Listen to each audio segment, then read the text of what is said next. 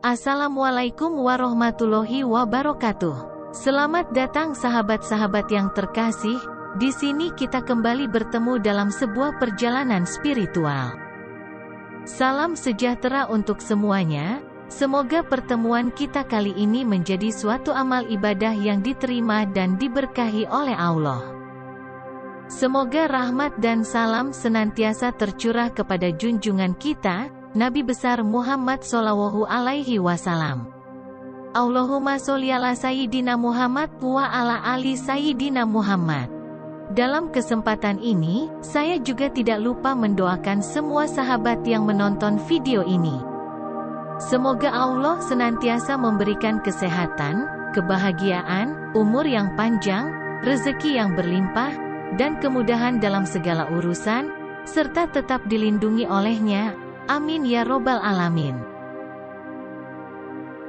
Hari ini, saya ingin mengajak kalian untuk memperdalam pemahaman tentang beberapa pamali yang berkaitan dengan waktu maghrib, seperti yang telah tercatat dalam kitab serta beberapa kepercayaan lokal. Waktu maghrib, saat langit mulai memerah atau berwarna jingga, dianggap sebagai waktu yang sakral di banyak wilayah Nusantara. Selain sebagai waktu untuk kembali beribadah kepada Tuhan, waktu maghrib juga diyakini sebagai saat pergantian aktivitas antara dua dimensi. Dua dimensi tersebut yaitu dimensi manusia di alam nyata dengan dimensi mereka di alam gaib. Dalam kepercayaan ini, pada saat maghrib, kekuatan dan aktivitas para makhluk halus dikatakan sedang berada pada puncaknya. Oleh karena itu, terdapat beberapa pamali yang diyakini dapat melindungi kita dari gangguan makhluk halus pada saat tersebut. Pertama, disarankan untuk tidak tidur saat maghrib.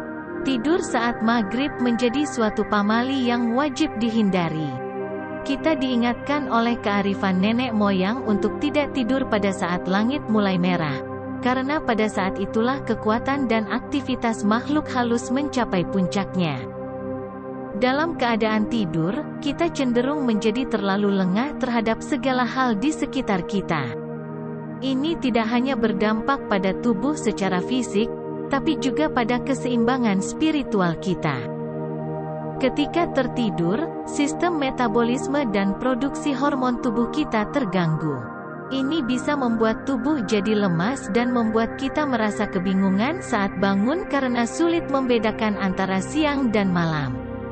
Secara metafisik, tidur saat maghrib juga membuka pintu bagi badan astral kita untuk tersesat atau bahkan masuk ke alam gaib.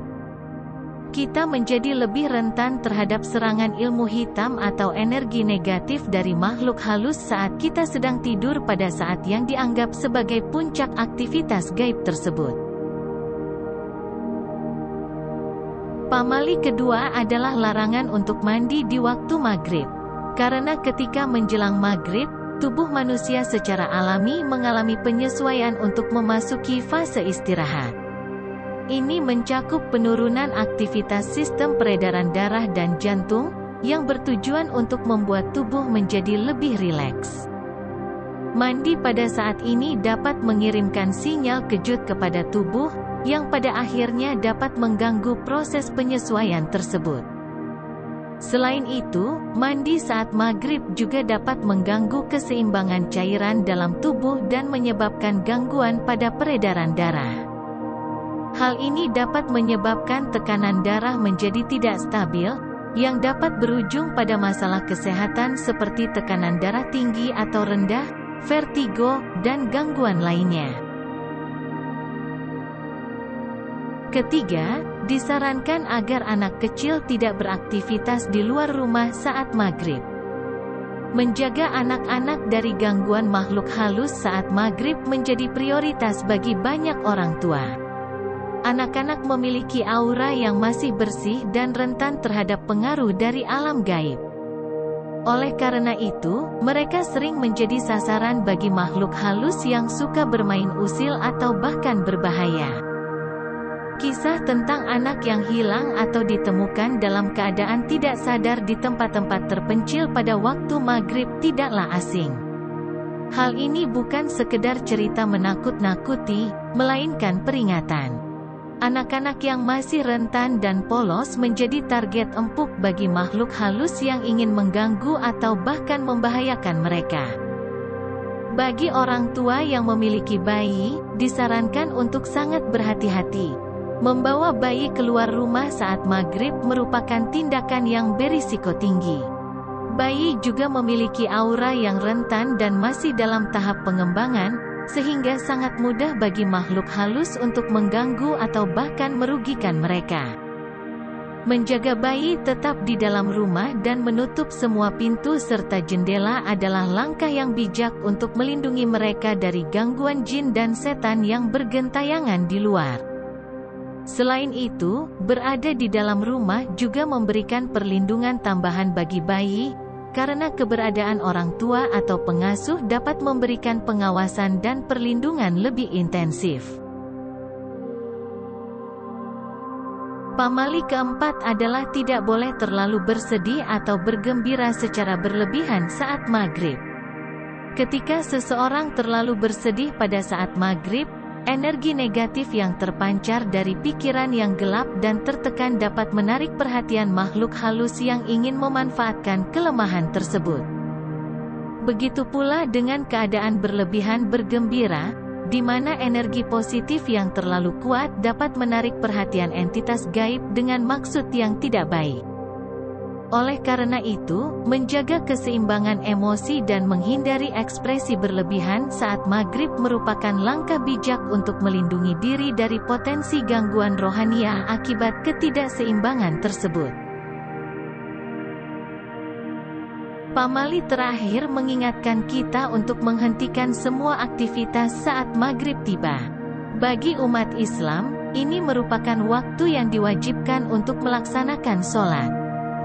Namun, bagi siapapun juga, mengambil waktu sejenak untuk merenung atau bersantai pada saat maghrib diyakini dapat membawa manfaat besar. Menghentikan aktivitas pada saat ini juga dianggap dapat membantu kita menghindari berbagai nasib buruk yang mungkin terjadi, terutama bagi yang berada di jalan raya atau tempat umum.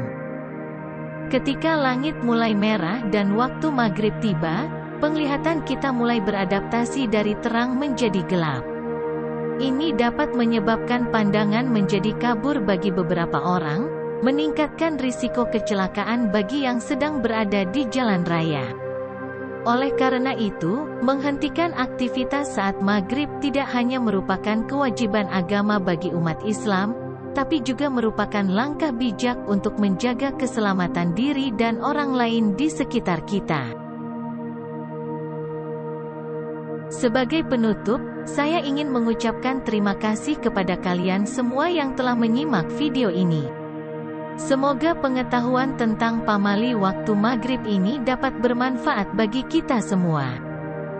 Semoga kita selalu dijauhkan dari gangguan makhluk halus dan selalu diberikan kesehatan, keselamatan, serta kelancaran dalam rezeki kita. Amin. Wassalamualaikum warahmatullahi wabarakatuh.